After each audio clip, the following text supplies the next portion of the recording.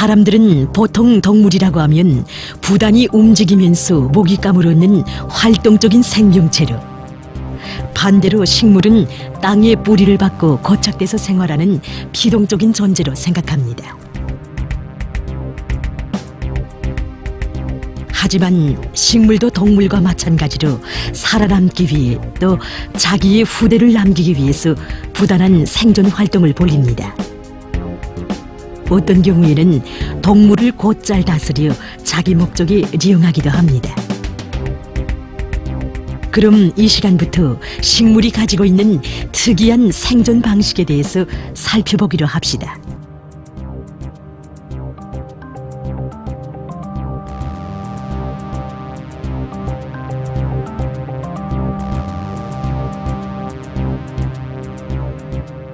식물들 가운데는 놀랍게도 벌레를 잡아먹고 사는 식물들이 있습니다. 끈끈이 주걱이라고 부르는 이 요로의 사리풀이 그 중에 하나입니다. 잎이 둥그런 주걱 모양으로 되어 있는 데다가 잎에 샘털이 많아 끈적끈적하다고 해서 이런 비올스러운 이름이 붙게 됐는데, 물론 끈끈이 주걱도 다른 식물들과 마찬가지로 잎의 엽록소를 가지고 비탑성을 해서 살아가는 데 필요한 에너지를 얻습니다. 하지만 이것만으로는 부족합니다. 끈끈이 주걱은 살아가는 데 필요한 광물질과 영양물질의 대부분을 곤충의 몸뚱이에서 얻어냅니다. 그러자면 곤충을 제압할 수 있는 수단이 필요한데, 그것이 바로 끈끈이 주걱의 잎입니다. 끈끈이 주걱의 잎에는 가늘고 긴 샘털들이 나 있는데, 샘털들의 끝에는 물방울들이 하나씩 매달려 있습니다. 식물의 꽃꿀처럼 보이지만 이것은 강한 접착력을 가진 액체입니다. 일단 곤충이 잎에 앉으면 끈적끈적한 이 돛에 걸려들어 오도 가도 못하게 됩니다.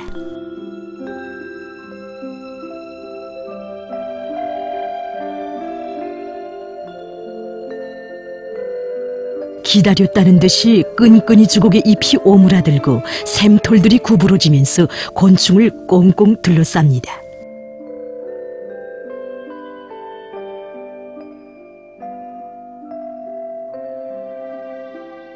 슬그머니 조이는 이 힘 앞에서 곤충이 벗어날 길은 없습니다. 끈끈이 주걱이 끈적끈적한 액체에 들어있는 단백질 분해 효소인 펩신을 이용해서 아직 살아있는 곤충의 내장기관을 분해하고 있습니다. 그리고는 잎들을 이용해서 곤충의 용량물질을 빨아들입니다. 이 식물은 파리잡이 풀이라고 부릅니다. 파리잡이 풀은 끈끈이 주걱과 사천간이라고 할 수 있습니다. 파리잡이 풀의 잎 곤면에는 벌레를 유혹하는 데 필요한 꿀샘이 있습니다. 쪽으로 된 잎에는 군데군데 뾰족하게 도달한 새쌍의 감각털이 있습니다. 이것은 함정을 닫기 위한 여다지나 같습니다. 파리가 파리잡이 풀의 잎 우를 기어다니면서 꽃꿀을 빨아먹느라면 이 감각털을 다치게 됩니다. 그런데 이 감각털은 한 번만 다쳐서는 여다지 작용을 하지 않습니다. 파리가 감각털을 20초 내에 2번 다치면 사정은 달라집니다. 이때 감각털이 원시적인 생물 존기 신호를 내보내는데 순간적으로 쪽으로 된 잎이 좁히면서 파리를 가둬놓습니다.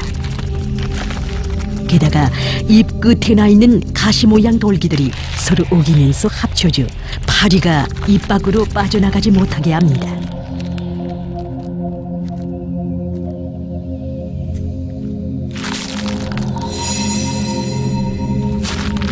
파리가 보둥질 치면서 감각털을 계속 다치면 잎은 파리를 더 세게 압착합니다. 파리잡이 풀은 염산이 많이 들어있는 소화액을 분비하기 시작합니다. 잡은 곤충을 완전히 소화하는 데는 열흘 정도 걸립니다. 매우 빠른 동작으로 모기를 잡는 벌레잡이 식물도 있습니다.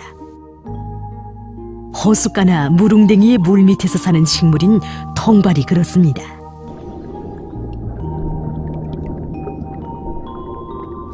통발이 모기는 민물에서 사는 벌레입니다. 이것은 모기의 유충인데 통발이 좋아하는 모기입니다. 물고기를 잡는 데 쓰이는 통발처럼 벌레를 잡는다고 해서 이런 이름이 붙게 됐습니다.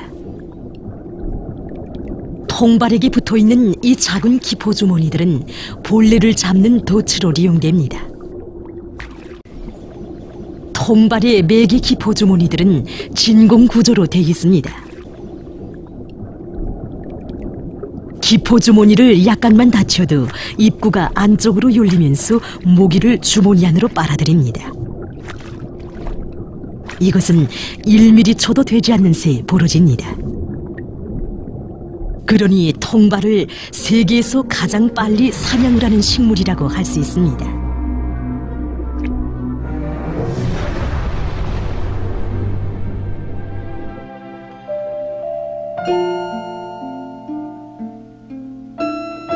식물은 자외선을 수감해서 곤충과 연계를 맺는 생존 방식을 가지고 있습니다.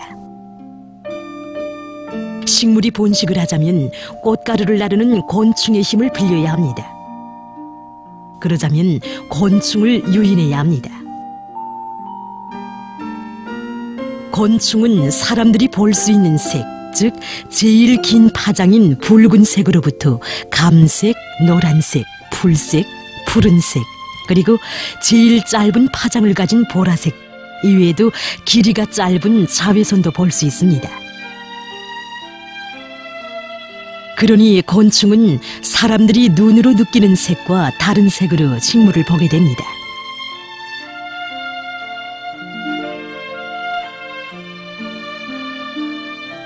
이 식물의 잎은 단순한 노란색처럼 보이지만 곤충의 눈에는 매 꽃잎의 종점에 하얀 줄이 있는 것으로 안겨듭니다. 이것은 곤충의 주위를 볼록 나온 중심점으로 끌어서 꽃가루를 쉽게 찾을 수 있게 하자는 것입니다.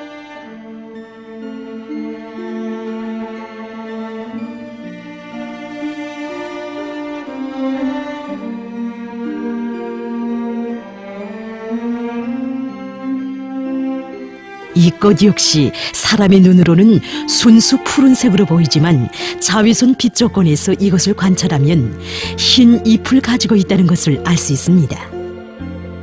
꽃잎의 운면에는 중심점으로 향한 여러 갈래의 줄무늬가 나 있습니다. 디기탈리스라고 부르는 이 풀은 몇 개의 반점 무늬만 있을 뿐 별다른 것이 없는 것처럼 보이지만 곤충의 눈에는 하얀 선들이 더 보입니다.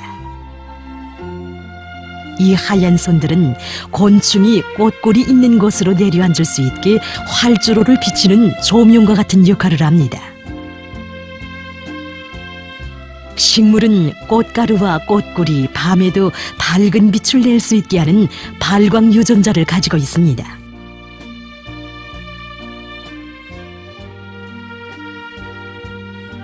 낮 동안은 꽃이 오므러들었다가 해질 무렵부터 다음 날 아침까지 활짝 피는 이 분꽃이 그렇습니다. 빛을 내는 분꽃의 꽃가루는 분화비를 끌어당깁니다.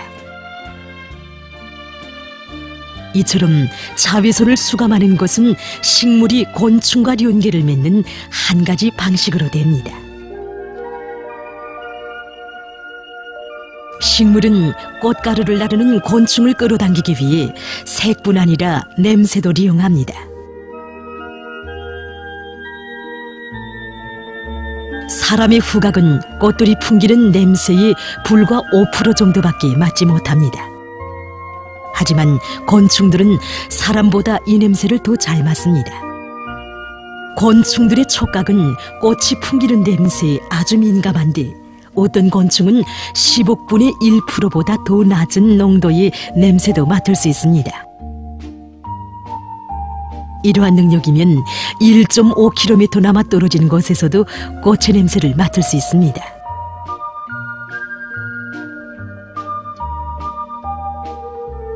식물은 또한 소리를 가지고 동물과 연기를 취하기도 합니다.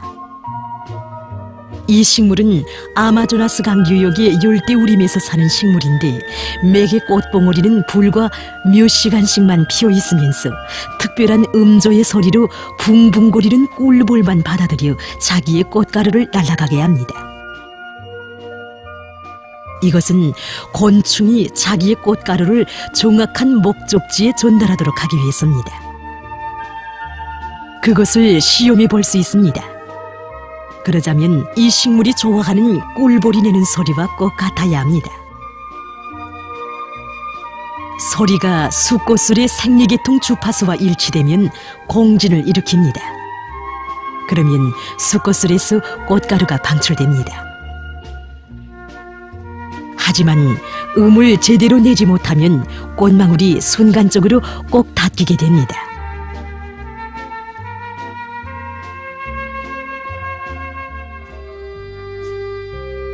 어떤 식물은 곤충을 잡아먹기 위해 특별한 종의 곤충과 협력하기도 합니다. 끈끈이 주걱처럼 보이는 이 식물은 끈적끈적한 샘털을 이용해서 곤충을 잡는 식물입니다. 그런데 이 식물은 제가 잡은 곤충의 몸뚱이를 소화시킬 수 없습니다. 그래서 소경노린재라고 하는 곤충의 도움을 받습니다. 소경노린재는 이 식물의 줄기에서 살면서 식물의 샘털에 걸려든 곤충을 잡아먹습니다. 소경노린재의 몸뚱이에는 이 식물이 내보내는 끈적끈적한 분비물에 들어붙는 것을 막을 수 있는 물질이 덮여 있어 잎 사이를 자유롭게 다닐 수 있습니다. 소경노린재는 잡은 모깃감의 몸뚱이에서 용량물질을 빨아먹습니다.